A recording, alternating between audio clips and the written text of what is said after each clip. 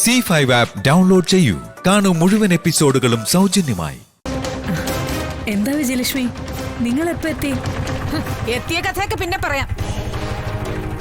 ആദ്യം ഇവിടുന്ന് എന്റെ വീട്ടിലേക്ക് കെട്ടിപ്പൊതിഞ്ഞു വിട്ട ചില പാഴ്വസ്തുക്കളെ തിരിച്ചേൽപ്പിക്കണം തോന്നി. ഇപ്പൊ വന്നത് അതിനാ.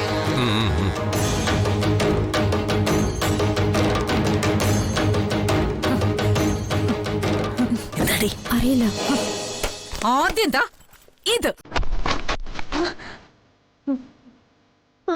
അമ്മേ,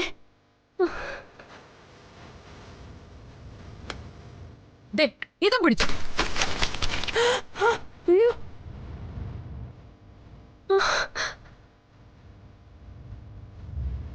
ഇനി ഒരു മുതലും കൂടിയുണ്ട്. ഇങ്ങോട്ട് ഇറങ്ങടി, ഇങ്ങോട്ട് ഇറങ്ങടി, ഓടി ഇങ്ങോട്ട്.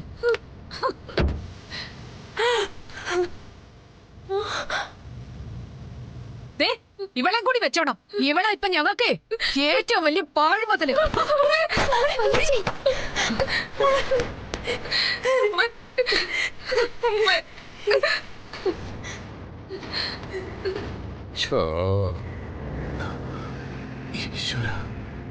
വിജയലക്ഷ്മി, എന്നും തോന്നിയ കാണിക്കുന്നേ. ഈ മുറ്റത്ത് വന്ന് എന്റെ കുട്ടികളുടെ നേരെ കൈവച്ച് ഉപദ്രവിക്കരുത്. ഉപദ്രവിക്കും. നിങ്ങൾ കാണിച്ച പരിപാടിക്ക് വെറും ഉപദ്രവമല്ല, വെട്ടിക്കറി അടുപ്പിൽ വെക്കാ വേണ്ടത്. ഇവിടെ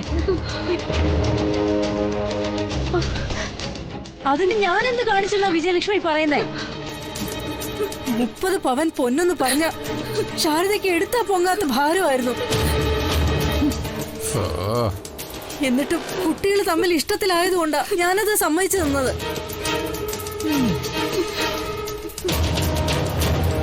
ആദ്യമൊക്കെ അത് കിട്ടുമെന്നുള്ള സംശയത്തില് നിങ്ങൾ എന്റെ കുഞ്ഞിനെ ഒരുപാട് ദ്രോഹിച്ചതാ. എന്നിട്ടും അതൊക്കെ ഞാൻ ക്ഷമിക്കുകയും സഹിക്കുകയും ചെയ്തു. ഒടുവില് എനിക്കും എന്റെ കുഞ്ഞിനും ഉണ്ടായിരുന്ന കിടപ്പാടും കൂടി തീരെ എഴുതിയിട്ടാ നിങ്ങൾ ഇപ്പൊ ഈ മുറ്റത്തേക്ക് വലിച്ചെറിഞ്ഞ 30 പവൻ സ്വർണം ഉണ്ടാക്കിയത്. ഇനി നിങ്ങൾക്ക് വേണ്ടത് എന്താന്ന് എനിക്ക് മനസ്സിലാവുന്നില്ല. എന്റെ കുഞ്ഞുങ്ങളുടെ ജീവനും കൂടിയാണെങ്കിലേ അതും കൂടി എടുത്തോ. ഞങ്ങൾക്ക് സമ്മതം. പ്രസംഗം നിർത്ത് ശാരദാമ്മേ, കുറെ നേരം ആയല്ലോ. നിങ്ങൾക്ക് 30 പവൻ സ്വർണം എടുത്താ പൊങ്ങാത്തതാണെങ്കിൽ വിട്ടേക്കണമായിരുന്നു. 30 പവൻ പിന്നെ പ്രേമം മാങ്ങാത്തൊലി എന്നൊക്കെ പറയേണ്ട കാര്യമുണ്ടായിരുന്നോ?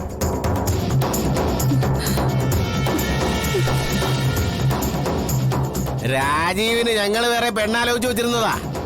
അവനൊരു കോളേജ് ലെക്ചറാ.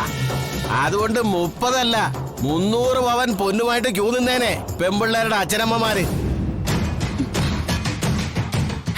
അതിനു പകരം ഇങ്ങനത്തെ മെനകെട്ട പരിപാടിയിൽ കുരുങ്ങിപ്പോയി എന്റെ അനന്തരവൻ.